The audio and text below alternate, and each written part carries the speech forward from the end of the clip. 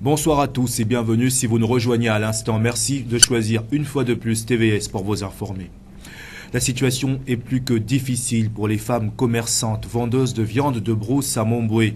Elles vivent un litige foncier interminable qui les oppose à un opérateur économique, litige auquel s'ajoutent des jeunes du coin qui se revendiquent héritiers, sinon propriétaires des lieux. Faux, retorque la présidente du Front des Indignés du Gabon dans ce reportage d'Arnaud Babekong. Mais sous ce hangar, depuis plusieurs années, les femmes commerçantes de Montbouet, vendeuses de gibier, n'exercent plus leur activité en toute quiétude depuis qu'un litige foncier les oppose aux prétendus propriétaires du site. Parce qu'ils sont venus brusquement enlever la toiture. Et les femmes n'étaient pas d'accord de ça. Ils ont dit venez nous tuer à l'hangar où on a souffert. Beaucoup ont eu, les femmes là sont encore aujourd'hui, ne sont pas mortes, qui ont eu les blessures. On a fini par nous enlever. Quand on nous enlève, on s'est battu encore à la mairie, aller voir les surveillants généraux qui gèrent Montbouet. Que certains parmi eux sont morts. Ce sont eux nous ont encore montré la place que Madame Aminata nous a trouvée. Et la place a été pareille. C'est là-bas les gens venaient pisser, les gens venaient cabiner, les gens venaient jeter les sacs de foufou et les sacs de carreaux qui étaient déjà abandonnés. La convention qui lierait l'opérateur économique Sieur Silla et les jeunes qui revendiquent cet espace n'a toutefois pas été présentée. Le site a été attribué à ces femmes grâce à la médiation de la présidente du Fonds des Indignés du Gabon qui affirme qu'aucun document administratif faisant de la parcelle que relaie la propriété d'une tierce personne n'a été fourni. J'étais chargée de la transaction entre l'opérateur économique et cette femme. Parce que j'avais vu ces mamans en détresse. Et lorsque le problème a été posé, comme elle a si bien dit, je me suis rapprochée de l'opérateur économique qui m'a accueilli favorablement. Il a dit, Mayane, je ne suis pas là pour chasser ces mamans. Je ne suis pas là à agir comme un étranger qui ne connaît pas le Gabon. Je suis gabonais, puisque j'ai la nationalité gabonaise. Je suis un opérateur économique qui respecte les femmes. Notre problème est celui de la fumée. Toutefois, je consens que s'il y a une place, va parler aux femmes. Si vous trouvez un autre endroit, moi je viens aménager pour qu'elles puissent vendre. Et ça s'est bien passé parce que les femmes, quand je suis venue vers elles, elles ont bien accueilli. Ça c'était difficile de leur faire avaler la pilule, mais elles avaient compris qu'elles étaient mieux en sécurité dans un endroit aménagé que d'être là-bas dans la rivière et spolier l'endroit où elles étaient. Pour régler ce litige qui commence à tourner en défaveur des commerçantes, au regard du caractère agressif que présentent les jeunes revendiquants, un huissier de justice est mis à contribution. Il a commencé hier à auditionner les protagonistes afin d'en dégager la règle de droit applicable dans pareilles circonstances. La communauté des sourds-muets du Gabon s'active à travers diverses formations, ceci dans l'optique de vulgariser le langage des signes, autant chez les sourds-muets eux-mêmes qu'auprès du reste de la population. Un des experts venus pour la circonstance revient sur la nécessité de cette vulgarisation. Des propos recueillis par Marielle Ecom.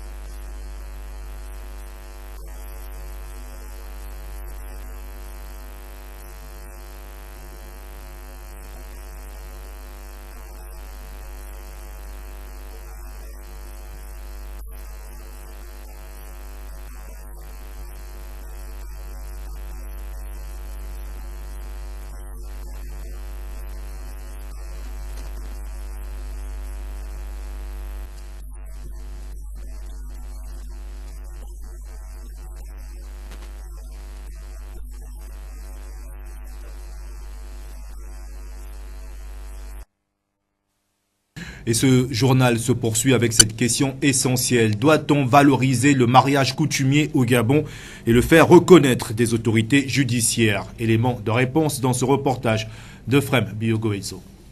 Depuis la nuit des temps, le mariage coutumier au Gabon s'apparente comme un acte obligatoire que nul ne peut malheureusement s'y déroger, du moins pour ceux-là qui aspirent vivre en union sacrée, le Gabon n'ayant pas encore promulgué le mariage mixte, qui donne mandat aux personnes de même sexe de vivre ensemble.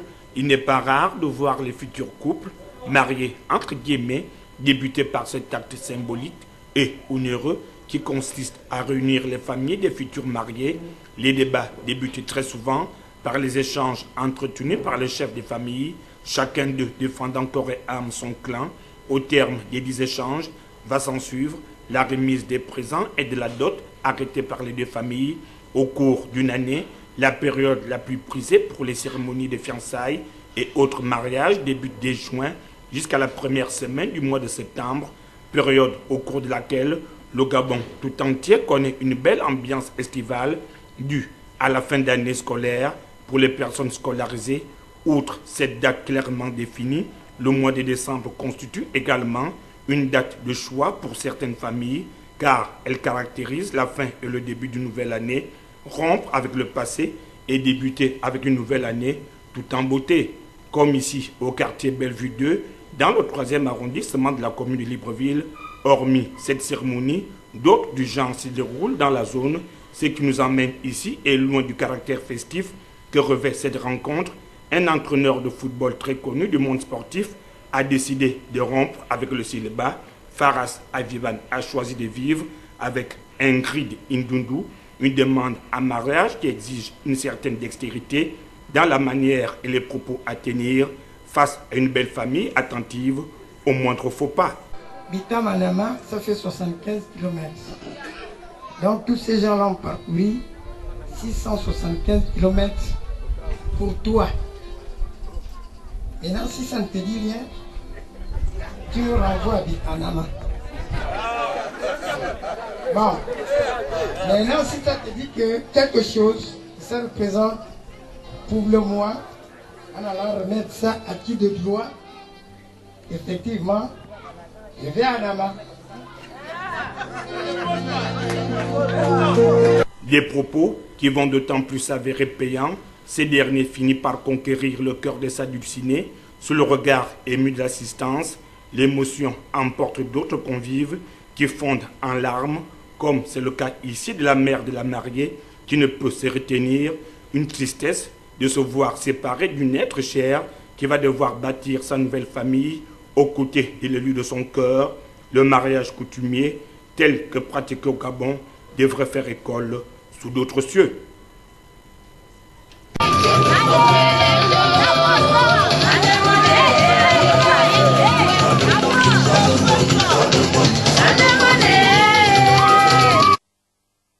Cap à présent sur Port-Gentil où une journée récréative a été organisée par l'association Jeunes Premiers. Cette journée a vu la participation de nombreux jeunes venus de toutes les localités de la ville de Port-Gentil. Le reportage de Marius Nonda. C'est à l'initiative de l'association Jeunes Premiers et en réponse aux besoins des jeunes de voir se développer des activités ludiques que cette journée récréative a été organisée au quartier Pavé Salsa au lieu dit après chez July. Sport retenu pour l'occasion, le paintball, peu connu dans les quartiers sous-intégrés et partant la capitale économique. 8 équipes au total, en provenance des différents quartiers du 4e arrondissement, ont pris part à cette compétition. Une expérience unique pour les participants. Satisfait, tranquille. On a apprécié le sport, il est bon. Et puis, dommage que l'organisation était un peu brusque et puis aucun avertissement, mais sinon, c'est un bon sport, c'est un bon sport. C'est pas grave. Donc, dans 2 minutes, nous allons démarrer. Et on vous souhaite d'ores et déjà bonne chance. On se retrouve un peu comme à la guerre en fait. Quand on voit souvent ça à la télé, ça nous fait un peu peur, mais bon, sur le terrain, on appréhende un peu. Et puis bon, c'est un peu spécial comme expérience. Et on espère. Au terme des phases de poule, suivies des 2 demi-finales, ce sont les équipes du RR et Babylone qui se faisaient face pour la finale qui a vu au finish la victoire de la team RR. Une réussite pour le comité d'organisation qui entend apporter des améliorations lors de la prochaine édition. Il est vrai quand même que c'est un jeu, une compétition qui a beaucoup de limites, mais qu'à cela ne tienne, l'ensemble des jeunes qui ont pris part à la compétition se sont agréablement amusés. Déjà aujourd'hui c'était une phase test et on se rend compte du succès. Assurément nous sommes invités à une deuxième phase, peut-être pour dans 2 mois du côté de Saint-Manguier. Pour l'association Jeunes Premiers, de telles activités seront désormais organisées dans la ville pour lutter contre l'oisiveté des jeunes. Nous avons remarqué qu'au niveau du 4e arrondissement, nous avons un manque d'activité et les jeunes sont toujours vaquer à d'autres occupations que de passer le temps à s'amuser. C'était un choix un peu pas facile, on avait beaucoup de propositions, mais on a voulu innover dans quelque chose de différent que ce qui s'est fait déjà ici. La remise du trophée aux vainqueurs a constitué la trame de cette journée récréative. Un franc succès pour cette première édition au regard de l'affluence des jeunes.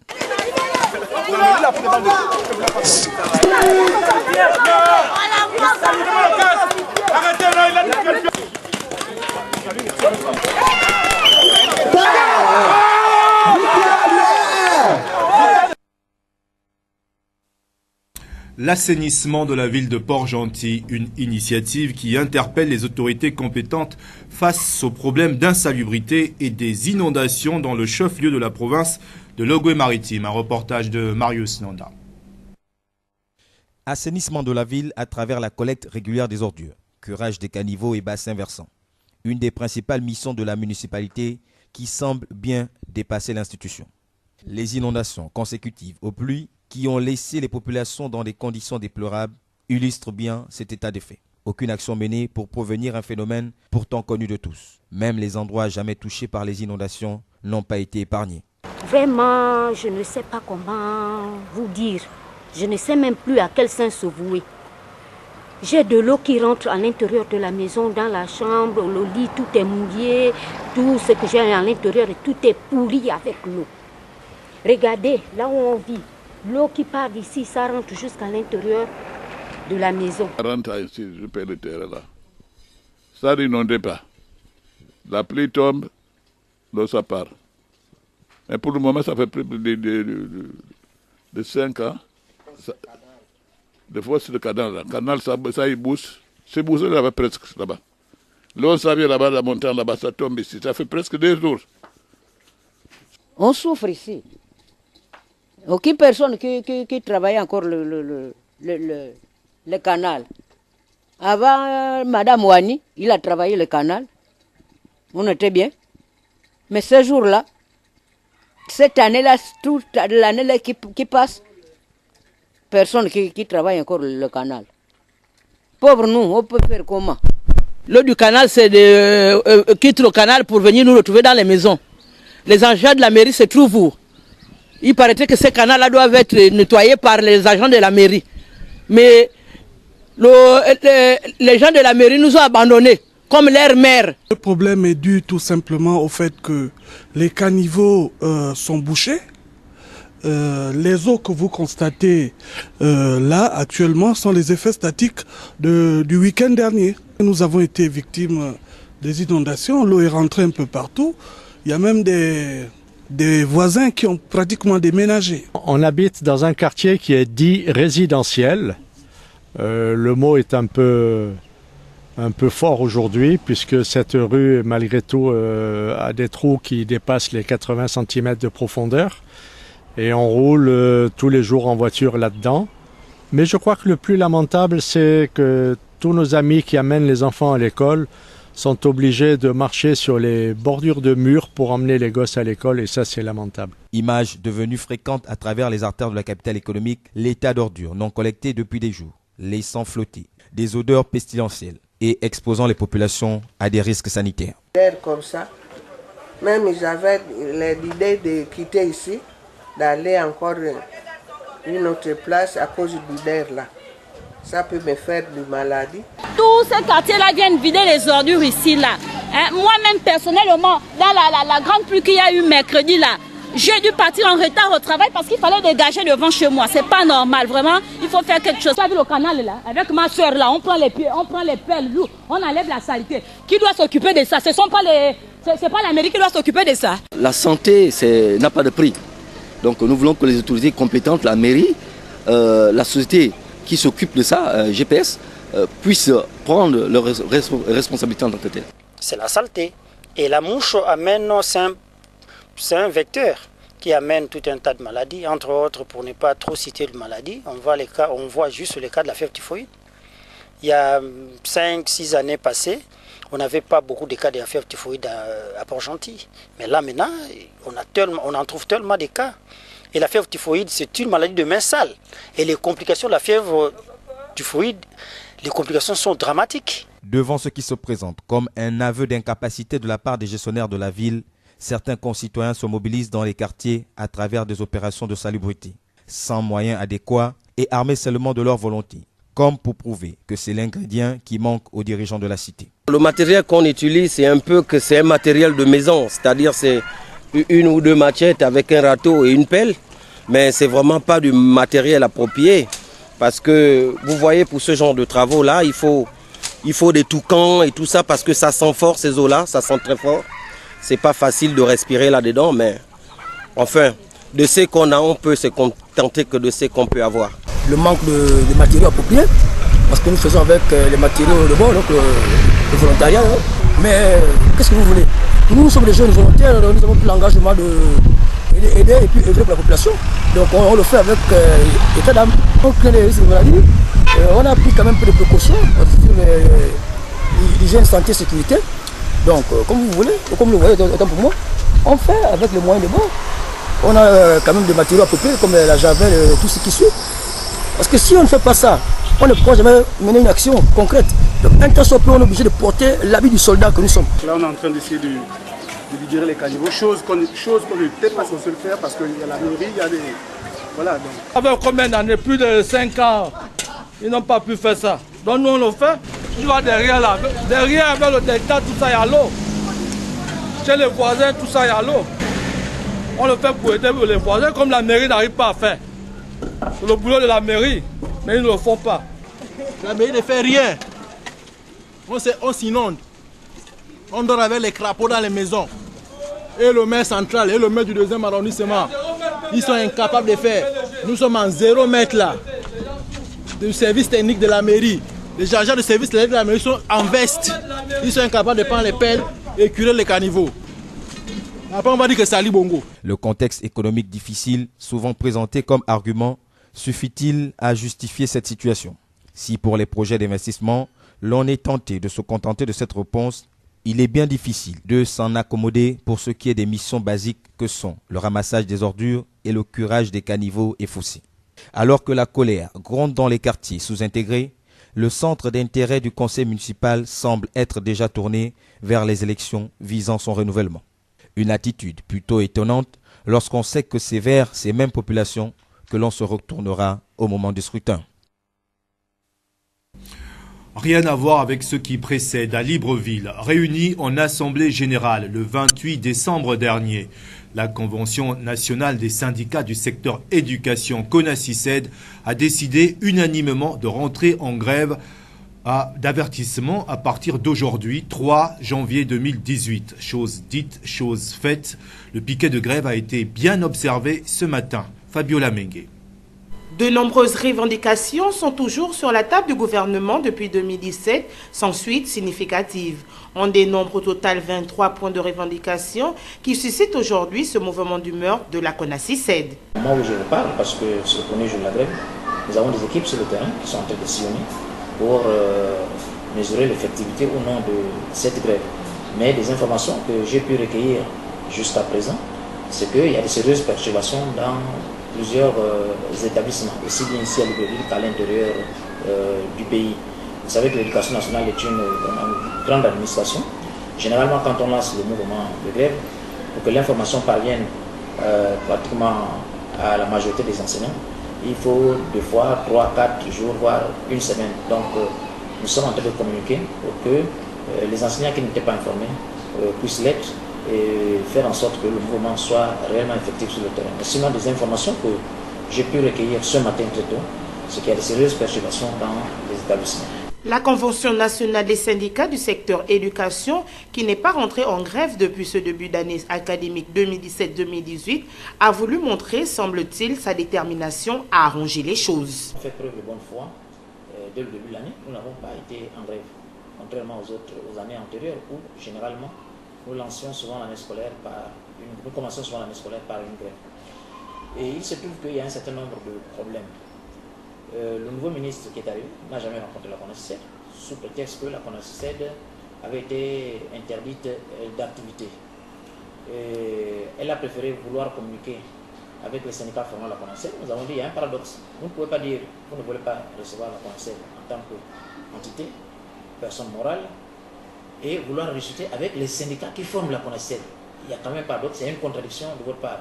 Et pour nous, tant que la mesure d'interdiction des activités de la CONACYCED ne sera pas levée, nous ne rencontrerons pas le ministre.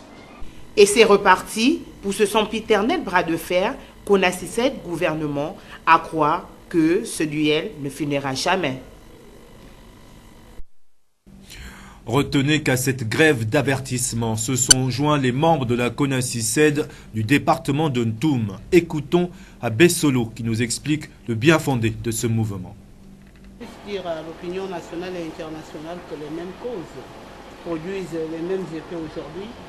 Lorsque l'année scolaire 2017-2018 a été lancée, la centrale syndicale a décidé de bien dérouler l'année scolaire. Et à notre grande surprise, nous avons accordé un état de grâce de 3 mois. Ou même en tant que parent d'élève, vous vous rendez compte que le premier trimestre a eu lieu sans perturbation aucune.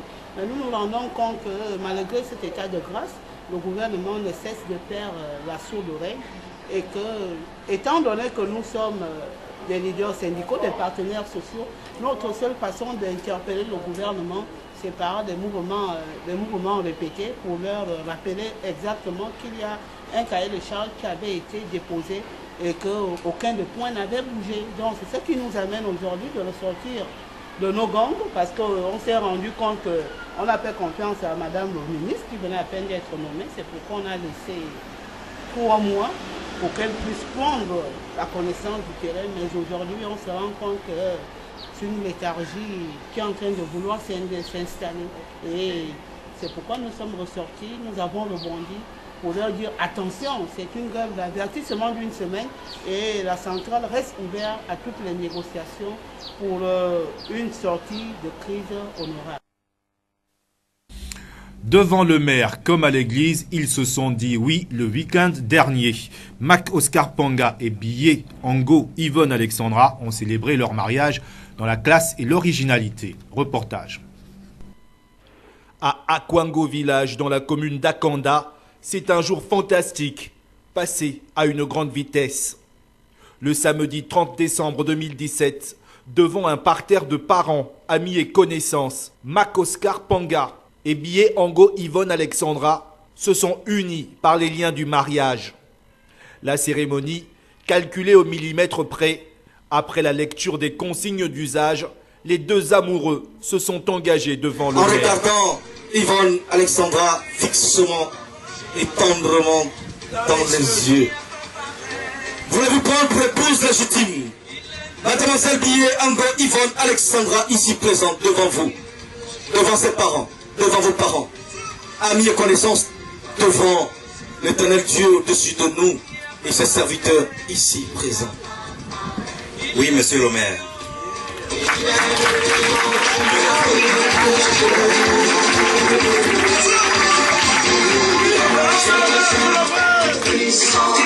Ils n'ont pas entendu, ils n'ont pas entendu. Oui, monsieur le maire, je le veux.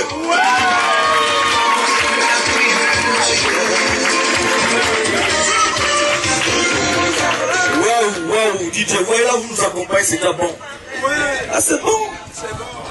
Ah. Heureusement que la fin d'une chose, aux mecs sont commencés. C'est vrai. Ah. Mademoiselle Billet Ango Yvonne Alexandra, regardez l'homme dans les yeux.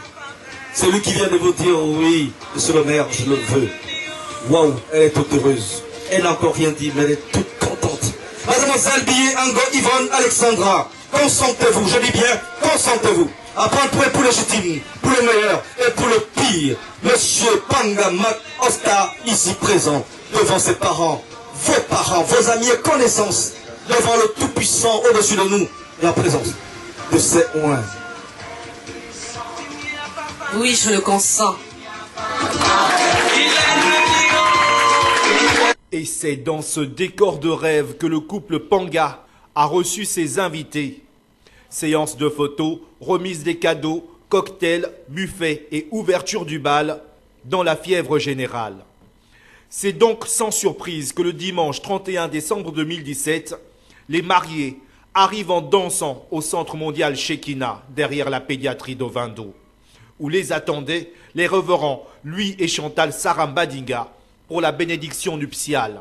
Regarde là, messieurs. Toi, Alexandra.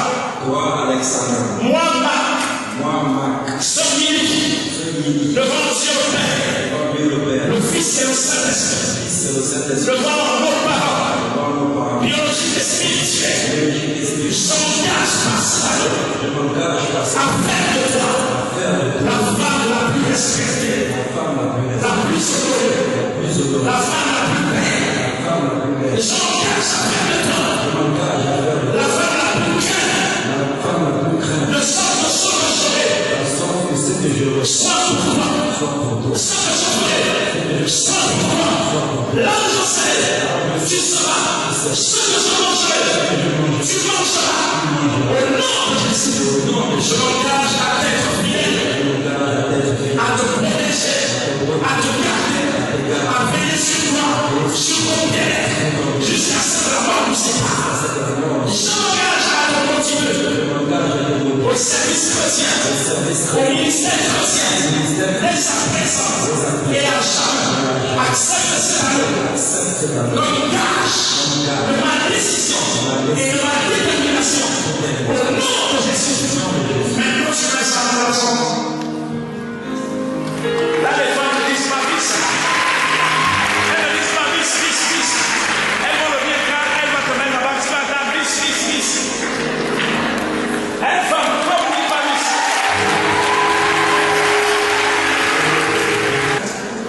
Laissez-le sur le tapis. Laissez-le sur le tapis. Laissez-le.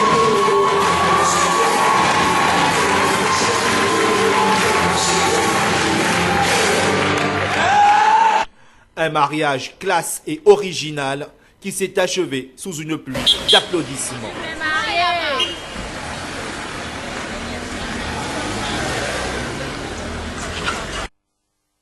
Voilà, unis désormais pour le meilleur et pour le pire, on souhaite amour, bonheur, santé et prospérité au couple Panga. L'actualité, c'est également hors de nos frontières. Émilie Konig, la djihadiste bretonne qui a pris une part active dans la propagande de l'organisation État islamique, a été arrêtée par les forces kurdes en Syrie. Sa mère, qui affirme que sa fille a depuis lors été repentie, demande son rapatriement en France. Presse internationale. Elle était la terroriste française la plus recherchée à l'étranger, inscrite sur la liste noire du département d'État américain. Émilie Konig, 33 ans, a été arrêtée par les forces kurdes en Syrie. Sur ces images de propagande, on découvre la Française en combattante de Daesh. Partie en Syrie en 2012, elle était devenue l'une des recruteuses pour le groupe État islamique. La mère d'Émilie Konig n'a jamais perdu le contact avec sa fille. Voici la dernière photo de la jeune femme, sans voile, qui aurait été envoyée en 2015. Il y a 2 semaines, sa fille parvient à l'appeler juste après son arrestation. Ces mots, c'était quoi? Je demande pardon à tout le monde, à ma famille, à toi surtout, maman, à toi, au gouvernement, aux administrations, à la tout-cité. Émilie Konig avait été repérée avant 2012 par les services antiterroristes. Filmée ici dans un documentaire quelques mois avant son départ en Syrie, la Française n'hésitait pas à faire l'apologie d'un islam radical et prenait une pratique rigoriste de la religion. Voilà, je le mets sur la télé parce que je ne regarde pas trop la télé, alors je me suis désavouée de ça aussi. Cette jeune femme, bretonne, convertie, ce sociologue l'avait rencontrée à plusieurs reprises. Et dans ses entretiens, il a pu constater sa fascination pour le djihad et certains terroristes. Par exemple, c'est vrai qu'elle nous disait quand même qu'elle était admirative de Ben Laden, et même qu'elle avait une certaine admiration pour Mohamed Merah à l'époque. Depuis son arrestation, Émilie Konig est détenue au Kurdistan syrien avec ses 3 enfants nés en Syrie. Le Pakistan a convoqué lundi l'ambassadeur des États-Unis à Islamabad après les menaces proférées par Donald Trump de couper définitivement l'aide américaine au pays. Presse internationale. ami des États-Unis est un traître, scandent ces manifestants. À l'origine de leur colère, ce tweet du président américain. Les États-Unis ont bêtement versé plus de 33 milliards de dollars d'aide au Pakistan ces 15 dernières années, qui en retour n'a fait que nous mentir et nous duper, prenant nos dirigeants pour des idiots. Ils accueillent les terroristes que nous traquons en Afghanistan avec presque aucune aide de leur part. Ça suffit.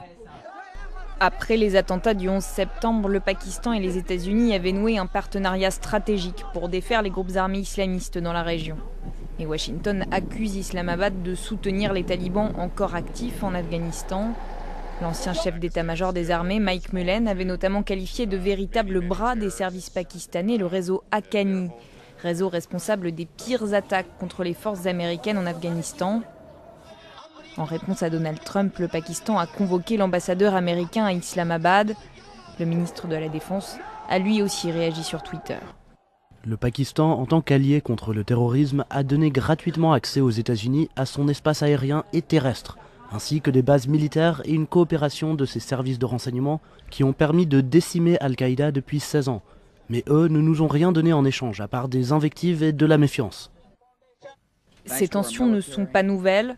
Avant Donald Trump, George Bush et Barack Obama accusaient eux aussi le Pakistan de connivence avec les talibans. Entre les deux pays, c'est un jeu de dupes. Les États-Unis ne peuvent pas se passer du Pakistan, allié indispensable dans la région.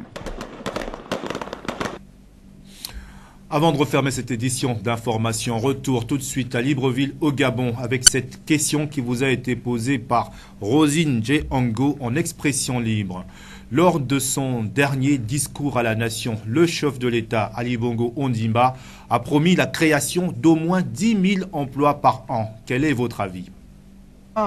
Déjà, je félicite le président de la République parce que lui, il aime bien les promesses qu'il ne réalise jamais.